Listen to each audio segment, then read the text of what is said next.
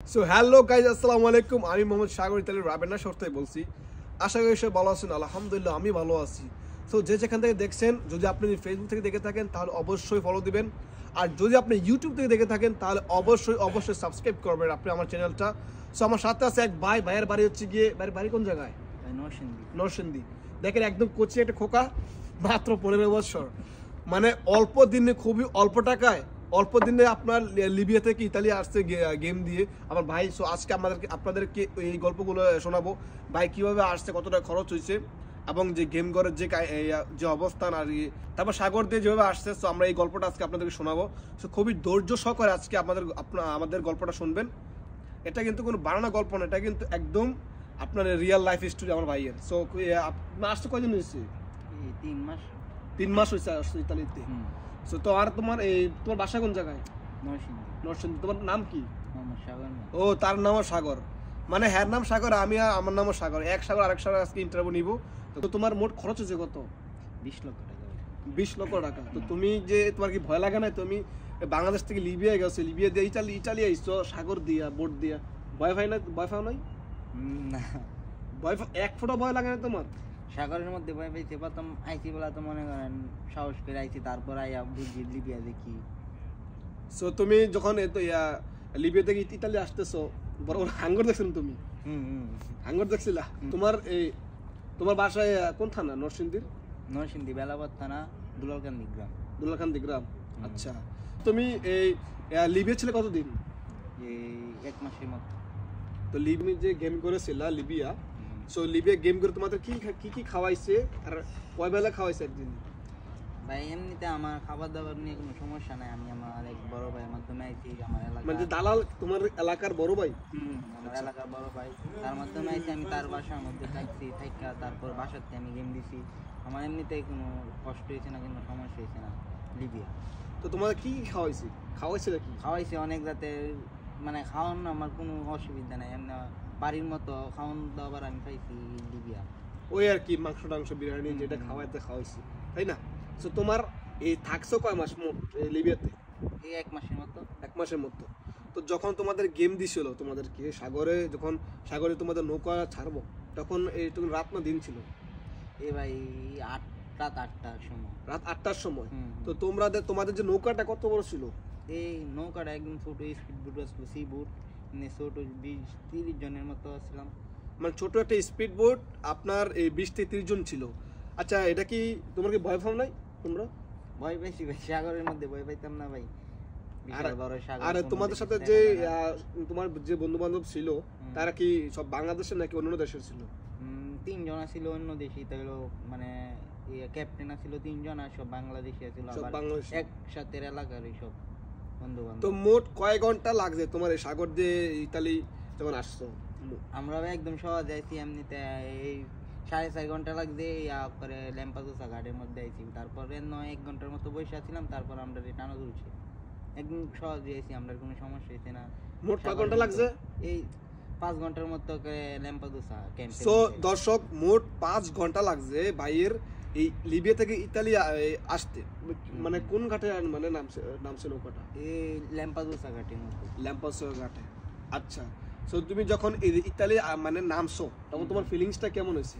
Feelings ভাই বুঝানোর মতো না ভাই, এত কম সময়ে এত কষ্ট ছাড়া ভাই আইতেছি, এটা আলহামদুলিল্লাহ ভাই।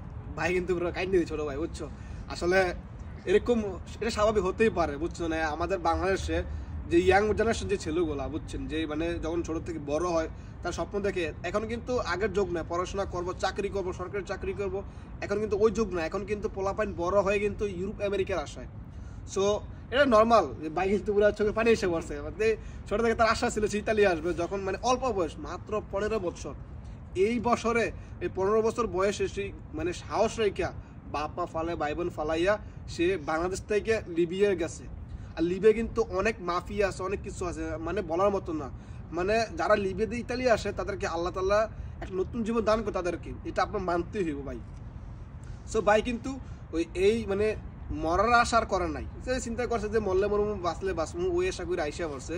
বয়স খুবই অল্প, 15 বয়স। সে এখন মাশাআল্লাহ ইতালি এসে পড়ছে। ভাই তুমি যে দালালের মাধ্যমে আসছো, হ্যাঁ, দালাল কি তোমাদের এলাকারই? না, আমার এলাকার ভাই লাগে, বড় ভাই। কোনো নির্যাতন তো করে নাই? না না না। আচ্ছা, আমরা যে শুনছি অনেক মানে খাবার দাবার অনেক গেম করে আর কি, তুমি ভালো ছিল ঠিক আছে আমরা মানি, কিন্তু অনেক গেম করে আছে, অনেক কষ্ট দেওয়া, অনেক মারে টাকা মানে মুক্তিপণ আদায়ের লাগিয়া অনেক মারধর করে, তারপর খাবার দাবার কম খাওয়ায়। অনেকে আছে যে 1-2 বছরও মোট কথা গেম ঘরের ভিতরে রেখে দেয়, এখনো গেম দিতেছে না টাকার জন্য। এটা কি সত্যি?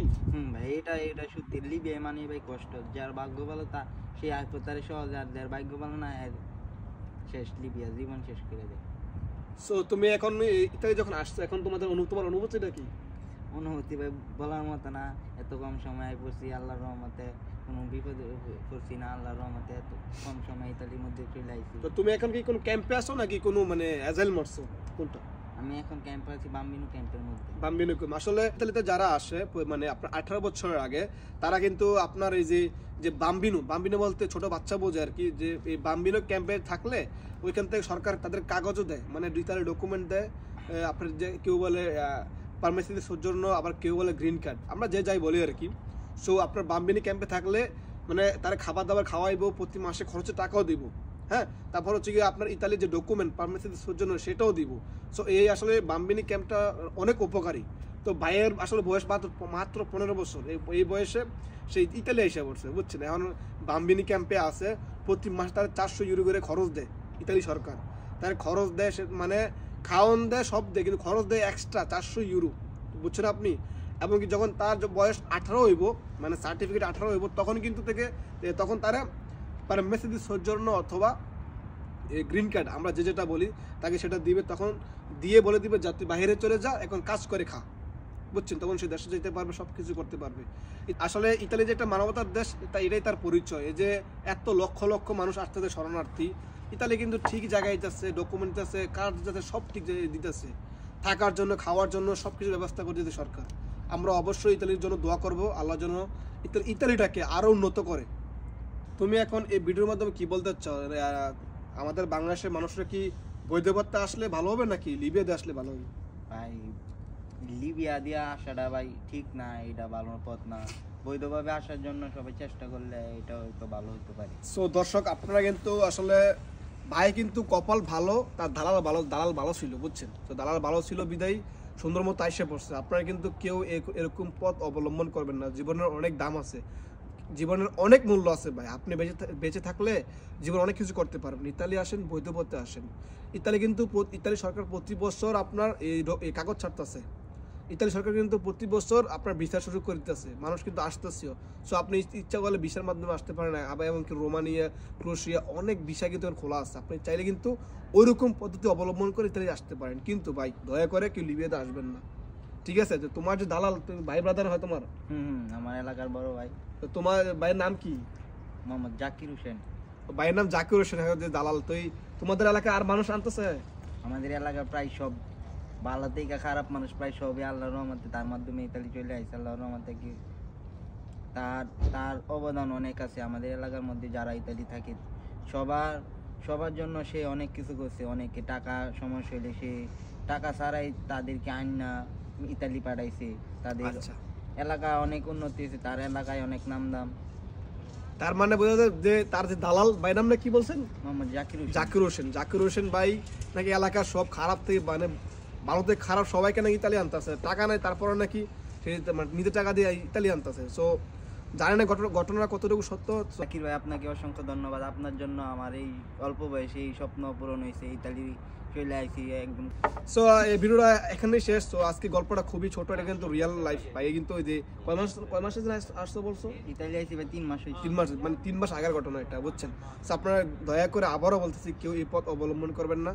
তার দালাল ভালো ছিল, তার মানে নসিব ভালো ছিল ভাই, কপাল ভালো ছিল আগে বছর। সো ঠিক আছে। সো যারা ভিডিও দেখতেছেন, যদি আপনি ফেসবুক থেকে দেখে থাকেন এবং ইনস্টাগ্রাম অথবা টিকটক থেকে দেখে থাকলে অবশ্যই ফলো দিবেন। আর যদি ইউটিউব থেকে দেখে থাকেন আমাদের এই ভিডিওটা, অবশ্যই সাবস্ক্রাইব করবেন। ভিডিওটা যারা দেখবেন সবাই বেশি বেশি করে শেয়ার করে দিবেন, কারণ এটার মাধ্যমে অনেকে সতর্ক হবে লিবিয়া পথ বেছে না নেওয়ার জন্য। লিবিয়া পথটা বেশি ভালো না।